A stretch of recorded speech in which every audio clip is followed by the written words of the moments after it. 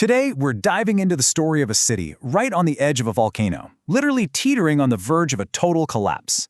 We're going to break down exactly how two figures, a mad king and his absolutely manic fool, orchestrated its descent into pure chaos. And this is Naples, a city squeezed between two impossible forces.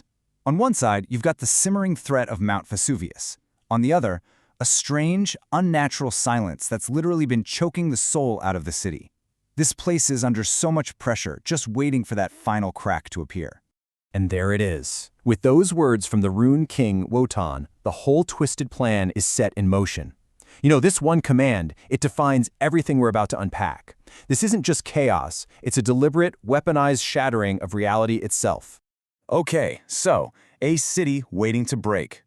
To really get why Naples broke so spectacularly, we first have to understand what was holding it together. Or maybe what was holding it down.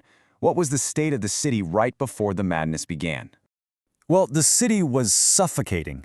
It's run by this rigid, bureaucratic nightmare called the Iron Heaven, and its people are just wrapped in this metaphysical mist of pure apathy. This wasn't peace, not even close. It was an enforced stagnation, a silence of the clod, where all passion and energy had just stopped.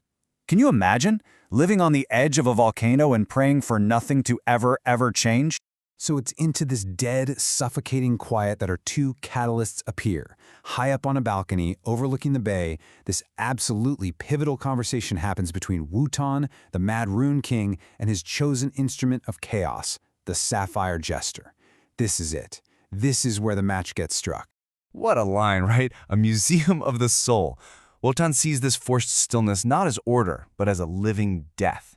He thinks his enemy wants to turn the city into a place where everything is perfectly preserved, totally static, and completely lifeless. His absolute contempt for this silence of the clot is the entire reason for everything that comes next. And here comes the counterpoint from the jester. He's just buzzing with this manic, terrifying energy. For him, the silence, the order, it's all a big joke. He's arguing the city is already shattered, the people just haven't noticed. So his job isn't to break the glass, it's to make sure every single person hears the sound. And this is Wotan, laying it all out. This is the direct command. He is not interested in some subtle protest. The people of Naples, they already reject the Iron Heaven, but they do it passively, quietly. Wotan wants that passive refusal turned into a weapon. He wants it transformed into an active, violent, totally undeniable scream. Now, you might be asking, how is this even possible? Well, what's so fascinating here is that Wotan made it possible. He literally carved the Anzu's rune, the rune of divine communication, right into the jester's throat. This is not a metaphor, people. It's a full-on metaphysical upgrade, turning the jester's voice from a tool for telling jokes into a weapon of cosmic power. So, the stage is set. The command has been given. The weapon is armed and ready. What comes next? Well, it's the point of no return for Naples. It's that single moment where all that potential energy becomes a kinetic, city-destroying reality. And with this ultimate, defiant roar, the jester just completely embraces his role. It's basically a statement of cosmic rebellion.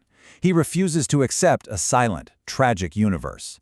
If existence is a bad joke, he's going to provide the laugh track, and it is going to be apocalyptic. And then, he just unleashes it. A sonic shockwave of pure, weaponized laughter just erupts from him. The consequence is immediate and it is physical. Every single window in the piazza below just shatters. That silence of the clot isn't just broken, it is annihilated. The Carnival of Skulls has officially begun. But here's the thing. That laugh? It wasn't just some random act of madness. Oh no. As we're about to see, it was the first, very deliberate step in a three-part plan to totally deconstruct the city's reality. So, let's analyze the strategy behind the chaos. The philosophy at the core of all this is active nihilism. And it's not about believing in nothing. It's about actively destroying what already exists to make room for something new to grow.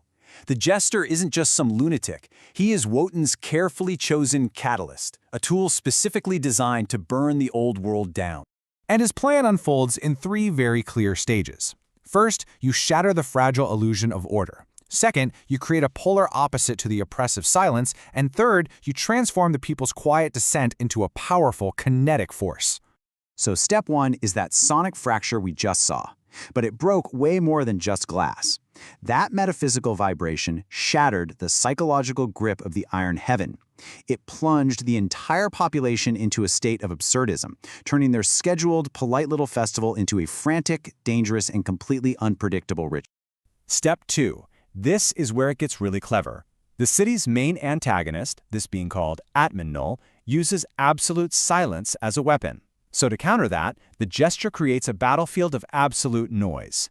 This move forces the hero of the story, Dirvilla, into a totally impossible position. He now has to fight both oppressive silence and destructive chaos, trying to find some kind of balance between two insane extremes. And finally, step 3 was to turn the people themselves into a weapon. Their skull masks started out as a symbol of quiet protest. The gesture's chaos radicalized them, turning that passive symbol into an active, violent force. And all that frantic, chaotic energy? That wasn't the goal. It was the fuel. The fuel needed to jumpstart a volcano and kick off the next, even bigger phase of Wotan's grand design. So, with the plan in full motion and the city in absolute turmoil, what's the immediate result? The jester has completely reset the board, creating a brand new and utterly terrifying reality in Naples. And the outcome, from his perspective, is a total success. Let's just run down the checklist. Civil order? Completely shattered. Check. That suffocating apathy? Gone. Replaced by frantic, dangerous absurdism. A chaotic labyrinth of masks now rules the streets. And, crucially, this new power vacuum is basically a giant beacon summoning other powerful players into the game. So, if you take one thing away from this, let it be this.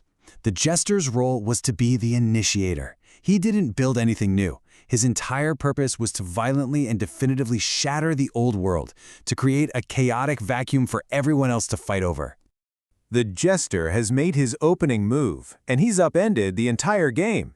Naples is now a chaotic free-for-all. The silence has been broken, the refusal has become a scream, and new powers are arriving. The only question that's left is, who's going to make the next move?